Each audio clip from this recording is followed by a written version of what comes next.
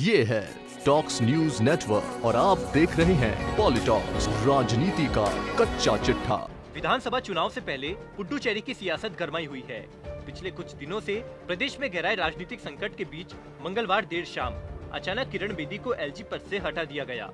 राष्ट्रपति रामनाथ कोविंद ने किरण बेदी को तुरंत प्रभाव से हटाते हुए तेलंगाना की राज्यपाल तमिलिसाई सौंदरराजन को पुडुचेरी का अतिरिक्त प्रभार सौंप दिया। वहीं उपराज्यपाल पद से हटाए जाने के कुछ घंटे बाद किरण बेदी ने टिप्पणी की। पूर्व उपराज्यपाल बेदी ने ट्वीट करते हुए कहा कि उन्हें अपनी डायरी के कवर पर मैसेज मिला है, जिसमें बताया गया है कि उन्हें दिल से दयालु, दिमाग से तेज और साहसी स्वभाव की होना चाहिए। आपको बता दें, किरण बेदी को ऐसे समय पर हटाया गया है जब केंद्र शासित प्रदेश में एक और कांग्रेस विधायक ए जॉन सरकार के इस्तीफे के बाद राज्य की नारायणसामी सरकार ने मंगलवार को विधानसभा में अपना बहुमत खो दिया। मौजूदा समय में कांग्रेस नीत गठबंधन के अब 14 विधायक रह गए हैं। इस मौके का लाभ उठाते हुए विपक्ष ने मुख्यमंत्री वी नारायणसामी से इस्तीफा मांगते हुए कहा कि सरकार अल्पमत में है। बता दें, पुडुचेरी की 33 सदस्यीय विधानसभा में विपक्ष के सदस्यों की संख्या भी 14 ही है। हालांकि नारायणसामी ने विपक्ष की मांग को खारिज करते हुए दावा किया कि उनकी सरकार को सदन में बहुमत हासिल है। गौरतलब है कि पुडुचेरी के कांग्रेस विधायक ए जॉन कुमार ने मंगलवार को विधानसभा की सदस्यता से इस्तीफा दे दिया। इसके साथ ही गत एक महीने में वह चौथे विधायक हो गए हैं जिन्होंने विधायक पद छोड़ा है। कुमार के इस्तीफे के साथ ही विधानसभा में स्पीकर सहित कांग्रेस के सदस्यों की संख्या 10 सदस्य रह गई है, जबकि उसके सहयोगी द्रमुक के 3 सदस्य है एवं निर्दलीय सदस्य भी नारायणसामी की सरकार को समर्थन दे रहा है।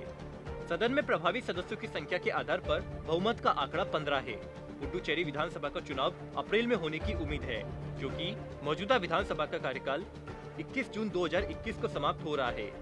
बता दें, कांग्रेस विधायक के इस्तीफे और उपराज्यपाल पद से बेदी को हटाने का घटनाक्रम पार्टी नेता राहुल गांधी के चुनाव प्रचार अभियान की शुरुआत करने आने से एक दिन पहले हुआ है। आपको बता दें, पुडुचेरी के उपराज्यपाल के तौर पर किरण बेदी लगभग 100 दिन के बाद रिटायर होने वाली थी। किरण बेदी ने 29 मई 2016 को पुडुचेरी के उपराज्यपाल की शपथ ली थी। इस हिसाब से 29 मई 2021 को उनका कार्यकाल पूरा होने वाला था। लेकिन इस बीच एक बड़े मंगलवार रात हुए घटनाक्रम में राष्ट्रपति रामनाथ कोविंद ने उन्हें उपराज्यपाल पद से हटा दिया। भारत का संविधान कहता है कि एलजी की नियुक्ति भले ही राज्यपाल 5 साल के लिए करते हैं, लेकिन एलजी अपने पद पर तभी तक बने रह सकते हैं जब तक उसे राष्ट्रपति का विश्वास हासिल है। राष्ट्रपति भवन के प्रवक्ता अजय कुमार सिंह द्वारा जारी की गई विज्ञप्ति में कहा गया है कि राष्ट्रपति ने निर्देश दिया है कि किरण बेदी अब पुडुचेरी की उपराज्यपाल नहीं रहेगी। राष्ट्रपति रामनाथ कोविंद ने तेलंगाना की राज्यपाल तमिलिसाई सौंदरराजन को पुडुचेरी के उपराज्यपाल पद का अतिरिक्त प्रभार सौंपा है। उपराज्यपाल का पदभार संभालने के बाद से उनकी यह नई जिम्मेदारी प्रभावी हो जाएगी और वह पुडुचेरी के उपराज्यपाल की नियमित व्यवस्था होने तक इस पद पर रहेगी।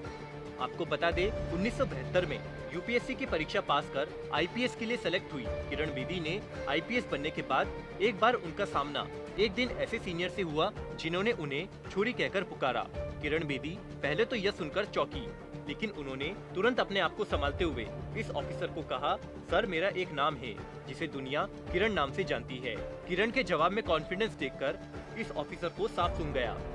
देश भर के युवाओं को किरण बेदी के नाम और काम की जानकारी जीके की किताबों से ही मिल जाती है, जहां लिखा मिलता है देश की प्रथम महिला आईपीएस अधिकारी किरण बेदी। अगर काम की बात करें तो कड़क अधिकारी के तौर पर काम करते हुए किरण बेदी ने कई मुकाम हासिल किए और जब निर्णय लेने की बारी आई तो कानून तोड़ने वालों के खिलाफ वो जरा भी नहीं हिचकिचाई।